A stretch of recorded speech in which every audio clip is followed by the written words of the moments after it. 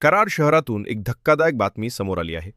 युवा पिढीला विळखा घालणाऱ्या अंमली पदार्थांच्या तस्करीविरोधात कराड शहर पोलिसांनी मोठी कारवाई करत ड्रग्ज रॅकेटला जबर धक्का दिला आहे. तब्बल 18 लाखांहून अधिक किमतीचा मुद्देमाल जप्त करत तिघा संशयितांना अटक करण्यात आली आहे. वारुंजी फाटा परिसरात एमडी अर्थात मेफेड्रोन या अंमली पदार्थाची विक्री होणार असल्याची गुप्त माहिती पोलिसांना मिळाली होती. या माहितीची खातरजमा करून पोलिसांनी सापळा रचला आणि संशयितांच्या वाहनावर धाड टाकली. या कारवाईत समीर गुलाब शेख, नजर महम्मद आरिफ मुल्ला आणि फरदीन दादापीर शेख या तिघांना ताब्यात घेण्यात आले. त्यांच्या ताब्यातून सुमारे 95.78 ग्रॅम मेफेड्रोन ड्रग्ज जप्त करण्यात आले असून त्याची किंमत जवळपास 2,87,000 रुपये असल्याचे पोलिसांनी सांगितले.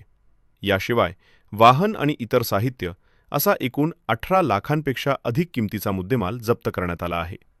करारमध्ये वाढत असलेल्या अंमली पदार्थांच्या जाळ्याविरोधात पोलिसांनी उघडलेली ही मोहीम आता आणखी तीव्र होण्याची शक्यता व्यक्त केली जात आहे. या ड्रग्ज रॅकेटचे धागेदोरे नेमके कुठपर्यंत पोहोचले आहेत याचा शोध पोलीस घेत आहेत.